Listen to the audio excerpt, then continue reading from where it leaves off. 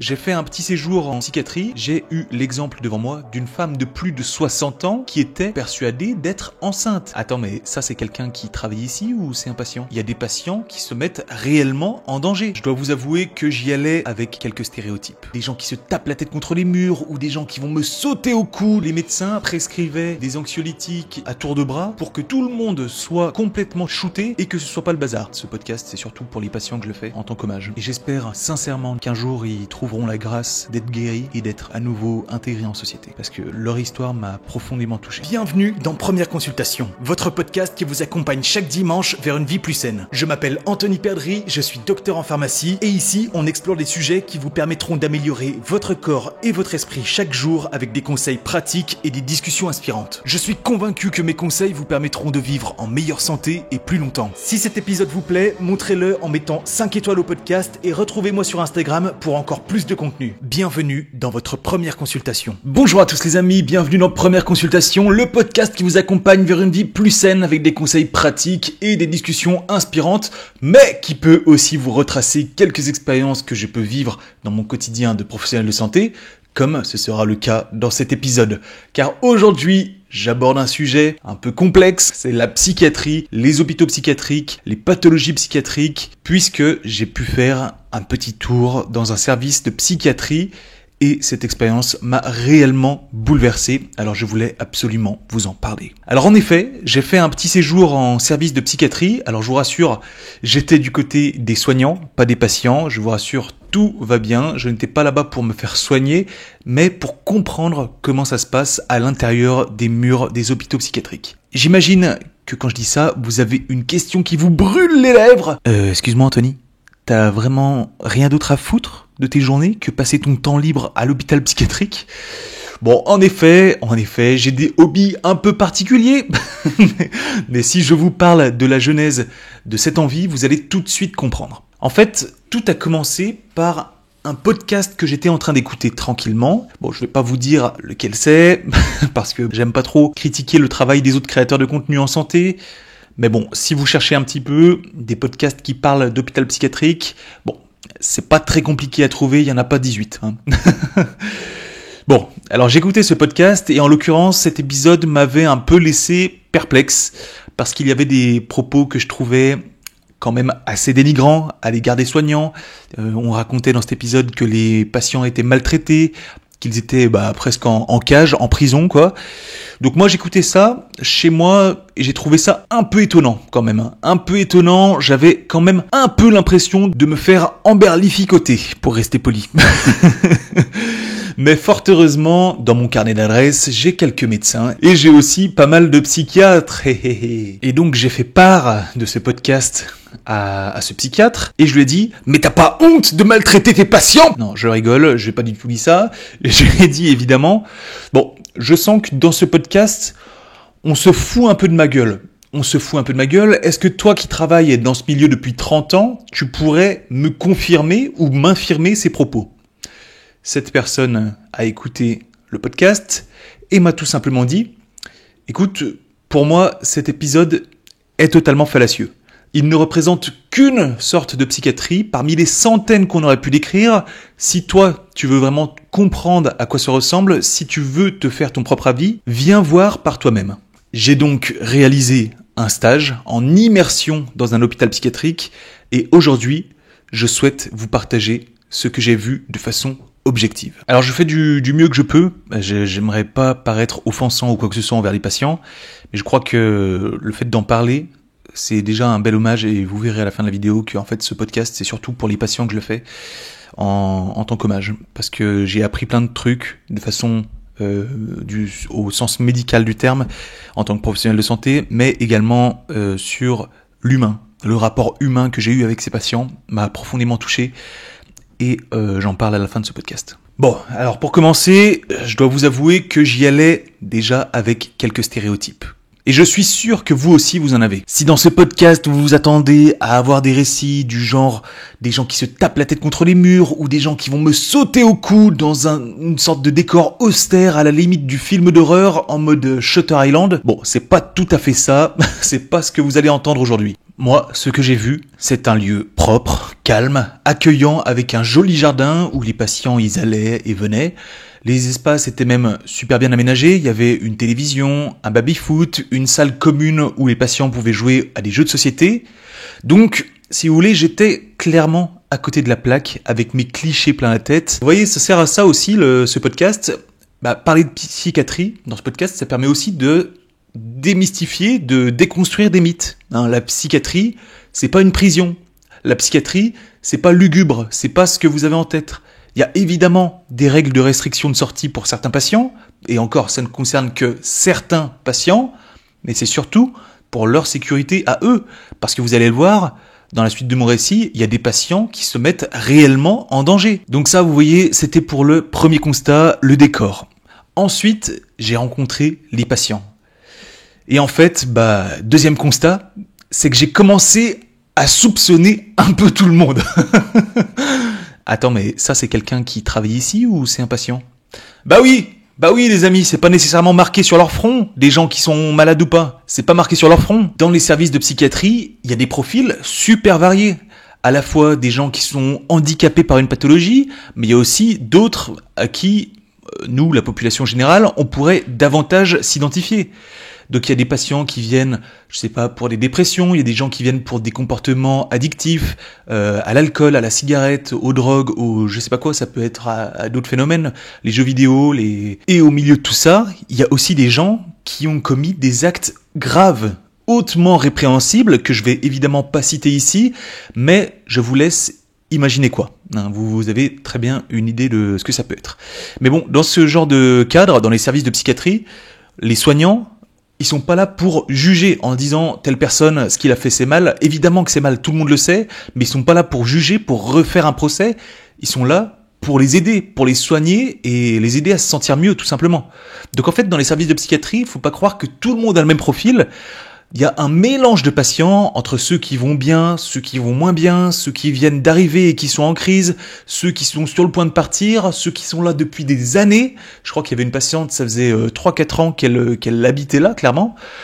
Donc voilà, faut pas croire que tout le monde a un profil. Il y a pas de profil type, en fait, de patient. Il y a des centaines de patients différents, en fait. La première chose qu'on a fait en arrivant en stage, c'est dans le service, on a fait un exercice de respiration avec les patients en faisant de la cohérence cardiaque, ce qui permet de limiter l'anxiété des patients, qui sont régulièrement très agités, très anxieux. Et ça, c'est un truc que j'ai bien aimé. Le médecin que j'accompagnais, en fait, il prend réellement le temps avec ses patients pour limiter leur anxiété. Parce qu'il y a des solutions simples pour limiter l'anxiété chez les patients en psychiatrie, c'est de leur donner des médicaments anxiolytiques. Donc moi, dans la façon que j'ai de voir la santé, limiter le nombre de médicaments qu'on consomme par jour, ça me paraît pas être une mauvaise idée. Donc j'étais vraiment très content d'accompagner un médecin comme ça, qui fait tout pour limiter la consommation d'anxiolytiques. Et bref, vous voyez, pour faire cet exercice de respiration, on avait un point qui grossissait et qui diminuait, et en fonction du grossissement de ce point, il fallait inspirer en levant les bras, puis ensuite expirer en baissant les bras. Bon, je sais pas si vous arrivez à comprendre la règle, j'imagine que oui, même s'il y a juste l'audio sans la vidéo, mais j'ai l'impression que la règle du jeu est quand même assez simple. Et là, je venais d'arriver, C'était dans les premières minutes où j'étais dans le service, et là j'ai vu quelque chose, c'est qu'il y avait des patients qui ne comprenaient pas la règle du jeu, qui n'y arrivaient pas à faire cet exercice. Et au début, je me suis dit, non mais là, ils le font pas parce qu'ils ont la flemme de faire l'exercice. Ils ont la flemme de le faire, donc voilà, ils le font pas. Mais en fait, non, c'est juste que la règle, pour eux, leur paraît absurde ou trop complexe, ou je sais pas. Et donc là, pour eux, ça leur convient pas, les règles, et ça ne rentre pas dans leur schéma de pensée. C'est un constat que je me suis fait dans les premières minutes, du coup. En plus, il y avait un patient qui, du coup, fallait lever les bras ou baisser les bras. Il disait, ah ouais, c'est comme un relais du cœur, le roi de cœur. C'est un peu comme le roi Macron, quoi. Et là, je me suis dit, ah ouais, là, belle entrée en matière, là, putain. En réalité, je connaissais très très mal la psychiatrie, et sincèrement, je connais ça encore très très mal. Mais j'étais tellement loin de voir à quel point le cerveau fonctionne différemment chez d'autres personnes, que là, l'entrée en matière était réellement impressionnante pour moi. Je me suis aperçu aussi d'une chose concernant les maladies psychiatriques, c'est qu'en fait, il y a un mode on et un mode off. C'est que parfois, on peut avoir une discussion tout à fait normale avec les patients, et d'un coup, ils vont basculer dans un tout autre discours complètement absurde, complètement décousu, ou complètement décorrélé de la réalité, parce que c'est ça la pathologie, du coup, c'est le symptôme, c'est le discours décousu, et donc le basculement se fait soit spontanément, dû à la pathologie, soit c'est déclenché par d'autres choses, comme par exemple des pensées, ou alors des toxiques, que ce soit la cigarette, l'alcool, la drogue. Donc il y a le mode on, de quand ils ont un discours tout à fait normal, etc.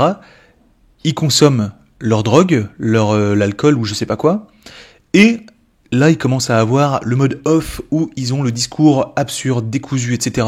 Mais pas le discours absurde comme quand vous et moi on peut être ivre ou je sais pas quoi.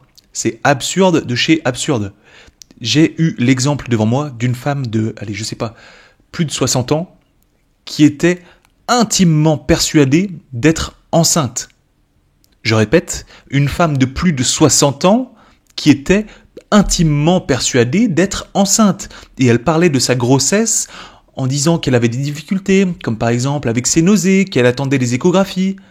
Mais en fait, comprenez que ce discours, il est tellement grossier que ça peut pas être quelque chose d'inventé, ça ne peut pas être de la comédie. Si c'était de la comédie, ce serait grossier, ce serait nul. Moi, je me rendais pas compte de ce que ça voulait dire un discours décousu. Voilà, je me rendais pas compte. Est-ce que ça veut dire qu'on dit n'importe quoi, qu'on dit Macron, lundi, rouge, blanc, bleu, ou des trucs comme ça qui n'ont aucun sens, qui n'ont ni queue ni tête. Mais en fait, c'est pas tout à fait ça. Enfin, ça peut être ça. Je connais pas l'entièreté des maladies psychiatriques. Peut-être que ça peut être ça. Mais moi, en l'occurrence, c'est pas ça que j'ai eu devant les yeux. J'ai eu le cas d'un patient, par exemple, qui racontait qu'il avait été malmené pendant toute son enfance, que ses parents abusaient de lui, qu'il était violenté, etc.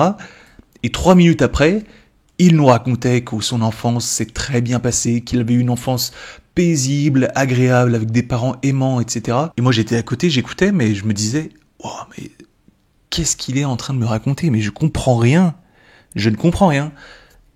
C'est quoi la vérité, c'est quoi qui est faux. Et dans ce genre de situation, moi qui n'ai pas forcément l'habitude d'accompagner des patients en psychiatrie, je serais du genre à dire mais arrêtez là, sincèrement vous me racontez n'importe quoi, reconcentrez-vous s'il vous plaît et essayez de vous souvenir réellement de ce qui s'est passé et dites-moi sincèrement la vérité. Mais en fait, je me suis aperçu que c'est pas du tout de cette façon qu'il faut parler à un patient qui souffre de problèmes psychiatriques. En fait, les psychiatres, ils sont plus dans l'idée de laisser le patient s'exprimer, laisser les idées s'exprimer, ne pas réfréner les discours grotesques, mais plus, par la discussion, démanteler un petit peu, petit à petit, voilà les idées. Et évidemment, ça prend des mois. Ce qui compte dans le traitement de ces pathologies, c'est surtout, je pense, la relation entre patient et médecin. Et c'est un vrai défi, je pense, de construire cette relation de soins. En fait, puisque c'est difficile de déterminer le vrai du faux, donc voilà, vu qu'il y a régulièrement des discours incohérents, il faut réussir à trouver avec eux un point d'ancrage. Il faut réussir à les amener sur ce qui, eux, les embête dans leur quotidien. Je sais pas, l'insomnie, la fatigue, les médicaments, les effets indésirables, bref.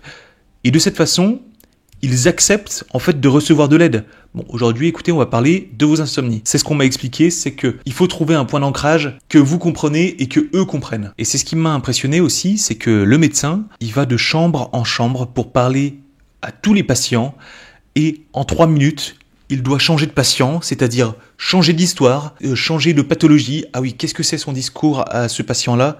D'accord, il doit se souvenir de toutes les histoires qui n'ont ni queue ni tête. Et sincèrement, mentalement, pour moi qui n'avais pas l'habitude d'entendre ce genre de propos, c'est épuisant. C'est épuisant parce que ça demande une concentration intense d'écouter des histoires incohérentes tout en essayant doucement de les amener vers une relation de soins. Sincèrement, c'est épuisant mentalement d'écouter des histoires qui n'ont ni queue ni tête. Donc je suis rentré chez moi le soir, j'étais épuisé. Et puis aussi, au-delà de ça, pour moi, c'était très difficile parce que sincèrement, j'ai entendu des trucs qui étaient réellement compliqués à entendre pour moi. Je pense à des situations familiales qui m'ont donné des larmes aux yeux, des atrocités, que je vais pas citer, mais bon, si vous pouvez imaginer des trucs gravissimes, voilà, oui, c'est ça que j'ai entendu. Quand j'ai entendu des trucs comme ça, moi, ça m'a remué. Ça m'a remué et ça me fait relativiser un petit peu sur mes propres ennuis. Parce que quand j'ai un gamin en face de moi qui me dit qu'il a envie de mourir, à quel moment, quand t'as 20 ans, t'as envie de mourir alors que pour moi, ça fait partie de mes plus belles années. Le type, le pauvre, on lui a enlevé ses vêtements pour pas qu'il se fasse mal avec, on lui a fourni un pyjama d'hôpital, ses lacets, on lui a enlevé pour pas qu'il se les mette autour du cou, ses draps, il ne peut pas les nouer, c'est des draps spéciaux, il utiliserait n'importe quoi qui lui passe sous la main pour s'en servir contre lui. Et moi, je m'en rendais pas compte de cette omniprésence de la volonté de mourir. C'est la première fois que je parlais à un mec qui, si tu le laisses 10 minutes tout seul avec une paire de lacets, un couteau ou XY, ça finit mal. Ça finit mal. Donc vous imaginez les émotions qui traversent les soignants en psychiatrie, la responsabilité psychologique qu'ils encaissent toute la journée, parce que s'ils oublient, je sais pas, s'ils laissent tel objet dans la chambre, ils ont une responsabilité malheureusement. Donc pour moi, c'était la première fois que j'entendais des propos pareils, c'est la première fois que je rencontrais des personnes comme ça, parce que dans mon quotidien, j'ai la chance d'avoir dans mon entourage que des gens qui vont bien. Donc pour moi, c'était très très dur. Peut-être que c'est qu'une question d'habitude, qu'à force de croiser des patients comme ça, on est un peu désensibilisé, j'en sais rien. Je me suis rendu compte qu'on n'avait pas exactement les mêmes problèmes. Parce que dans la vie, moi, je stresse pour pas mal de choses, pour mon avenir, pour mes projets. Mais en face de moi, là, j'avais une personne qui m'a fait relativiser. Là, je ne pouvais qu'éprouver énormément d'apathie. Parce que cette personne-là, elle a juste envie de mourir. Elle a plus de projet, la pauvre. Elle s'en fout de pas avoir de diplôme, elle s'en fout de pas avoir d'argent sur son compte, tout ce qu'elle veut c'est mourir. Donc là je pouvais que compatir, j'avais une compassion immense, mais pour quelqu'un qui a des problèmes infiniment plus grands que les miens, qui essaye de survivre chaque minute de sa vie. C'est la première fois que je faisais face à quelqu'un qui a envie de mourir et sincèrement, c'était poignant, c'était vraiment poignant. Parce que pour moi les situations comme ça compliquées où t'as envie de mourir, j'imagine que quand tu les as jamais vécues, tu peux jamais comprendre. Et là, j'ai eu seulement un petit aperçu de ce que ça représente, mais ça m'a déjà énormément bouleversé. Énormément. Mais avant tout ça, avant ce stage, j'étais plus en mode « Oui, mais non, mais là, ce que vous décrivez, c'est une situation passagère. Ça nous arrive à tous. Des fois, on a des petits coups de blues. Voilà, comme ça, on a des coups de moins bien, quoi. » Mais maintenant que j'ai vécu ça, je me suis rendu compte de l'omniprésence. C'est tous les jours, toutes les minutes. Moi, j'étais plus dans le mode « Allez, remets-toi un coup de pied au cul, trouve-toi un boulot, ça va aller. Tout va bien se passer. Va te remettre au sport, ça va bien aller. » Mais en fait, c'est tellement plus compliqué que ça. Et je me suis trompé. C'est pas du tout comme ça qu'il faut prendre en charge un patient qui est dans cet état. C'est pas du tout comme ça. Et je me suis trompé, je l'avoue bien humblement. Je voulais vous témoigner là-dessus parce que moi, sincèrement, ça m'a brassé. Vraiment. De voir un gamin de 20 ans qui a la vie devant lui, donc j'espère sincèrement qu'il ira mieux. Il y a une patiente aussi qui avait un souci, c'est que à chaque fois qu'elle avait des objets personnels, elle les mettait soit dans les toilettes, soit elle faisait du troc, elle les échangeait, donc on retrouvait jamais ses objets à elle personnels, ou alors elle se les mettait dans des orifices, bon bref. Donc en fait, par exemple, on lui avait attaché ses lunettes de vue autour de la tête pour pas qu'elle fasse n'importe quoi avec, pour pas qu'elle puisse s'en défaire, les échanger, XY. Mais je me suis dit, mais putain, mais pourquoi elle fait ça ? Ces lunettes de vue, elle en a besoin ? Pourquoi elle les mettrait dans les toilettes ? Pourquoi elle les échangerait ? Pourquoi elle ferait ça ? Mais en fait, à la fin de la journée, je me suis dit, mais en fait, il n'y a pas de raison. Il n'y a pas de raison au pourquoi. Et c'est justement ça, la maladie. C'est parce qu'il n'y a pas de raison qu'elle est malade. S'il y avait une raison où on pouvait expliquer tout ça, elle serait pas malade. Là, elle est là parce que justement, il n'y a pas de raison. C'est ça les symptômes de sa maladie. Est-ce que toi, par exemple, quand tu tousses, tu saurais faire autrement que tousser ? Non, tu fais pas exprès, il n'y a pas de raison, et c'est justement pour ça que t'es malade, c'est ça le problème. Là c'est pareil, elle fait du troc avec ses effets personnels, sans raison, et c'est ça le problème. C'est ça que je reproche aussi au podcast dont je vous parlais au début de l'épisode, c'est que le mec, il raconte à un moment qu'il a vu des patients marcher pieds nus dans le service, et il était choqué, il disait « Oh, mais j'étais choqué, je suis sûr que personne leur a donné de chaussures et les patients marchent pieds nus de jour, de nuit, dehors, dedans, ils sont pieds nus. » Mais excusez-moi, moi quand je vois cette patiente qui ne supporte même pas ses lunettes de vue sur son nez, essayez de lui faire mettre des chaussures. Essayez, je vous regarde, essayez de lui faire mettre des chaussures. Excusez-moi, mais s'ils ont envie de marcher pieds nus, ils marchent pieds nus. Je pense que cette personne qui a fait ce podcast, qui a fait son immersion en hôpital psychiatrique, il y a vraiment des choses qui lui ont échappé dans son analyse. Je me dis que j'ai vraiment bien fait de faire ce stage en immersion pour réellement voir ce qui se passe par moi-même et que je me fasse un propre avis sur la situation. Et je peux vous confirmer que chacun de ses propos sont à nuancer.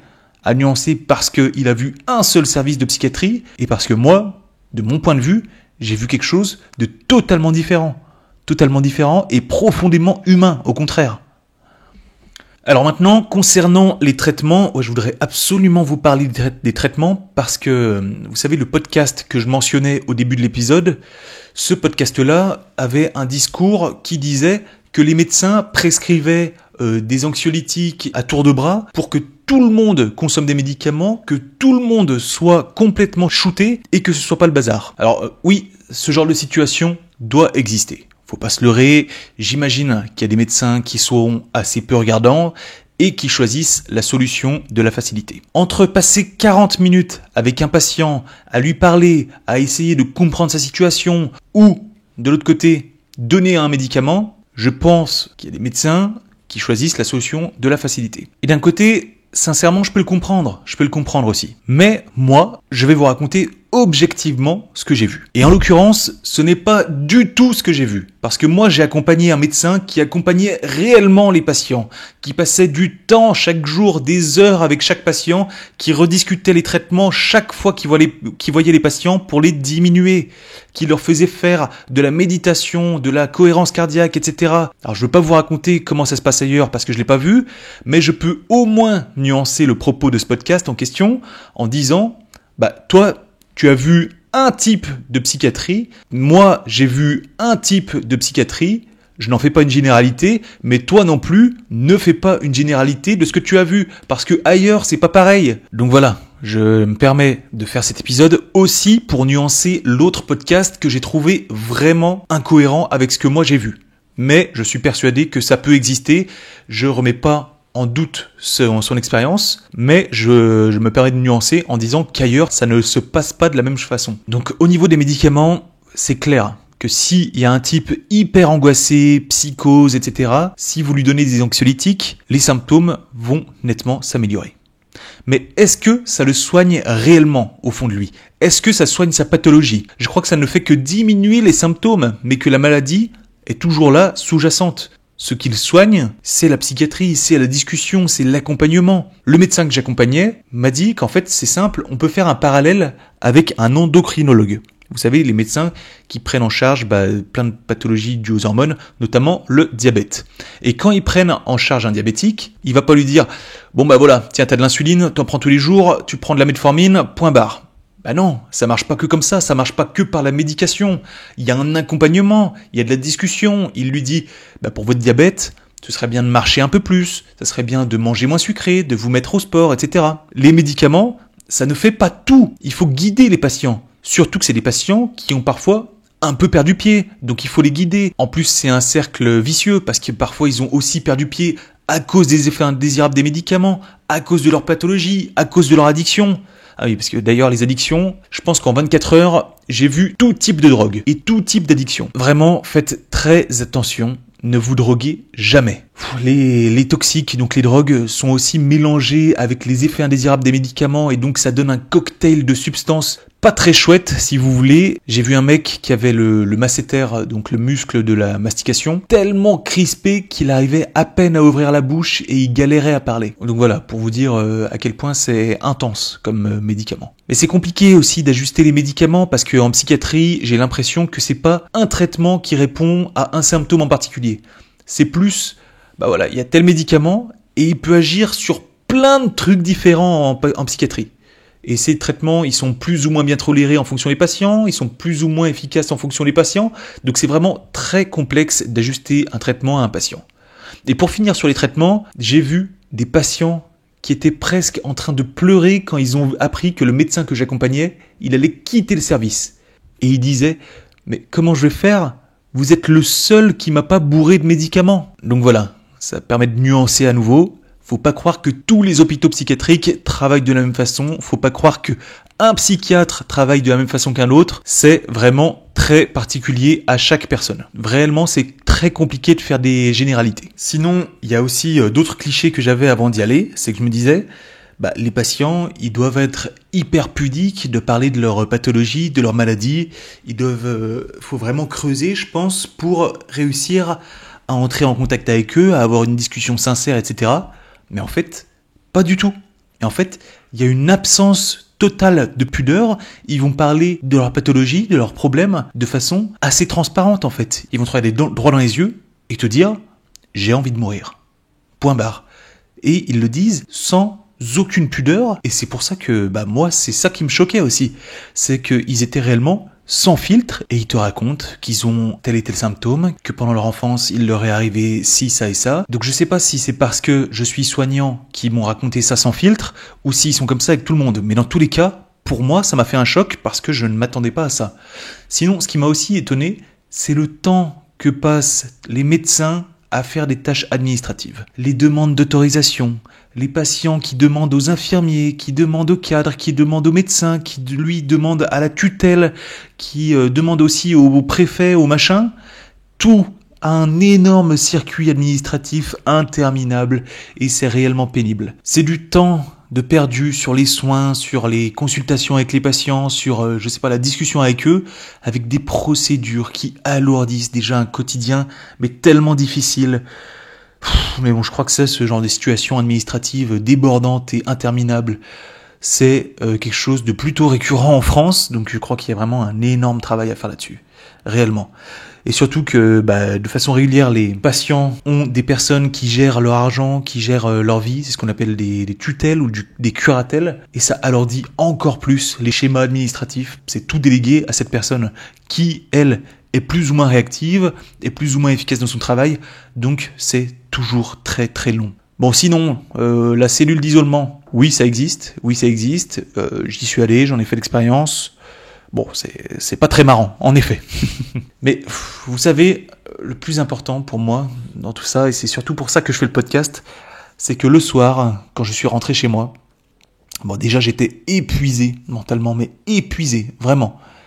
Mais aussi, dans mon lit, avant de me coucher, j'ai pensé à ces patients qui eux aussi sont dans leur lit au sein du service de psychiatrie. Pour moi, c'était un jour de stage, mais pour eux, c'est des semaines.